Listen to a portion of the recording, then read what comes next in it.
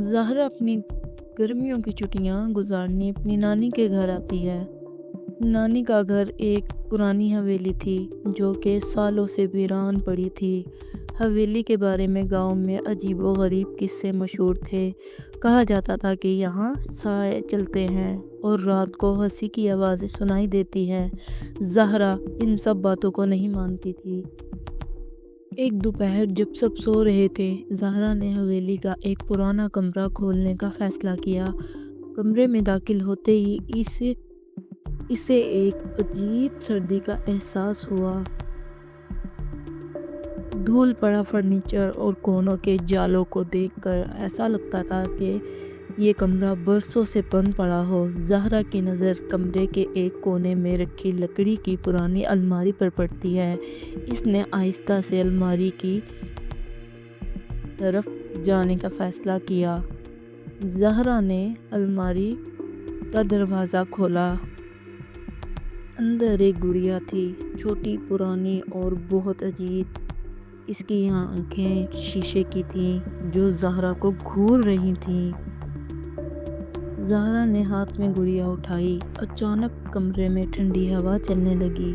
ایک زوردار آواز کے ساتھ دروازہ خود بخود بند ہو گیا۔ زہرا چونک گئی، لیکن پھر خود کو سنبھالتے ہوئے بولی، شاید ہوا چل رہی ہو، لیکن اس ٹھنڈے کمرے میں ہوا کا کوئی نشان نہ تھا۔ زہرا رات کو سو رہی تھی تو اس نے کھڑکی کے پاس کسی کے چلنے کی آواز سنی۔ وہ اٹھی، اس نے دیکھا کہ گڑیا اب اس کے بستر پر نہیں تھی۔ وہ کمرے کے ایک کونے میں رکھی کرسی پر بیٹھی تھی۔ ایسا لگ رہا تھا جیسے کسی نے اسے وہاں رکھا ہو۔ زہرا کا دل زور زور سے دھڑکنے لگا۔ اس نے جا کر اپنی دادی کو آہستہ سے جگایا۔ نانی نے گڑیا کو دیکھتے ہی کہا، یہ گڑیا بہت پرانی ہے، یہ میری بچپن کی سہیلی روشنی کی تھی۔ پھر کیا ہوا نانی؟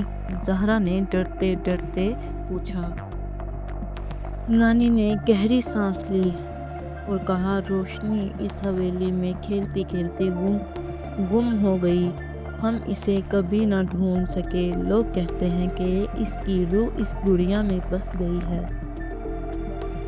زہرا کے رونگٹے کھڑے ہو گئے۔ اس نے سوچا کہ اس گڑیا کے ساتھ کوئی پراسرار چیز ہے۔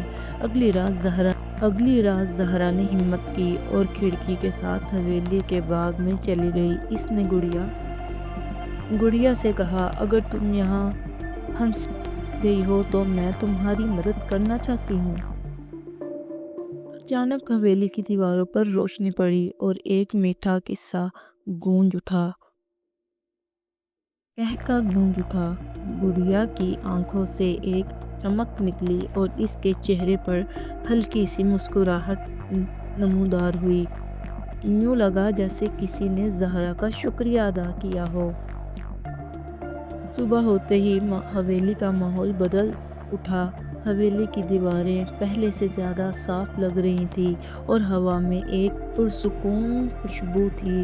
نانی نے زہرا کو گلے لگاتے ہوئے کہا، تم نے وہ کر دکھایا جو کوئی نہیں کر سکتا تھا۔ روشنی کو دل آخر سکون مل ہی گیا۔ زہرا نے مسکرا کر گڑیا کو باغ میں ایک درخت کے نیچے رکھ دیا۔ حویلی اب کوئی معمہ نہیں رہی تھی، بلکہ دوستی اور ہمت کی کہانی بن گئی تھی۔